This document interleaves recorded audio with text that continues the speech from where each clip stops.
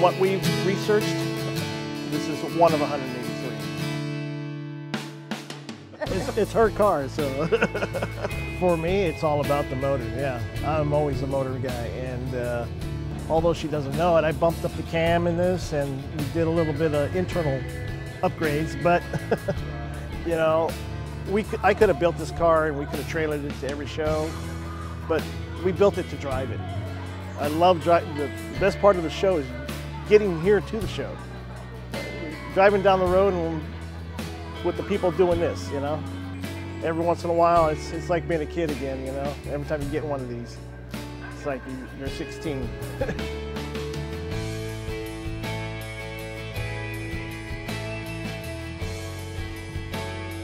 The first owner of this car was in 1971 by the B.F. Goodrich Company. In 1972, they were bought by the Hot Rod magazine editor. It became known as the magazine car. Well, in Tom Center, when he bought the car, the original 455 HO was trashed, so he put in an LS6 454, which he bought from Berger Chevrolet, a real LS6 454, and that engine is still in here. This car was all the magazine articles about how he took out an old engine and put in the LS6 454 and made it into, as he called it, a hot rod. It was sat in a barn for over 22 years. So I always tell everybody the good news was it sat in a barn, the bad news was it was sat in a barn. So I had to rebuild the engine. The engine makes this car, and that's the history of it. I baby the car, I don't race it, but sometimes I want to.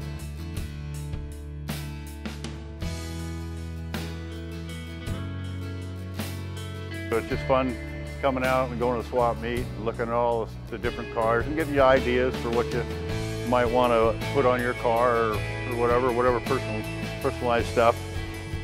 They're never done. There's always stuff you're looking for. I was out looking this weekend for a 3.2 setup.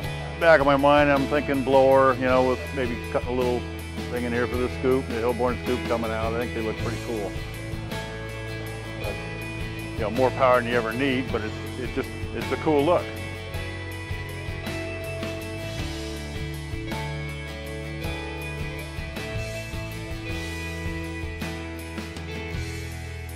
440, 30 over, 10.5 to 1, purple shaft, dual quads, 4-speed, 391 gears, runs down the road real good,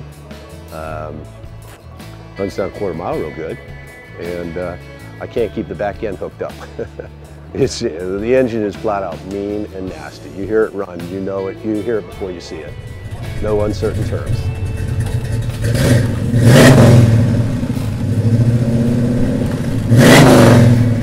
And I just drive it everywhere I can. You know, like I said, the first thing I do is take it up to $6 grand, drop the clutch, and see what broke, and nothing did. So I started working on it, build it from there.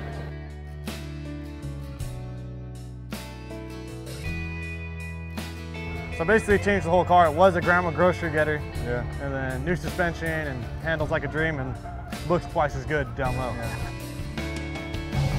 The engine's the original engine. Of course, it's been rebuilt, but Board 40 over. Yeah, it's our little baby right now.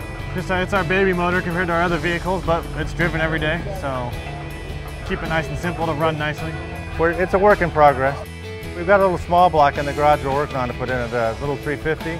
So we're saving the icing on the cake, basically. Yeah. That's last but not least. Even without a car, that's what we're working on. We've always got a couple engines on engine stands at home, and just tinkering all the time. That's my relaxing time, because there's no pressure, there's nobody pushing me. I'm just, it's my comfort zone is what it is, you know.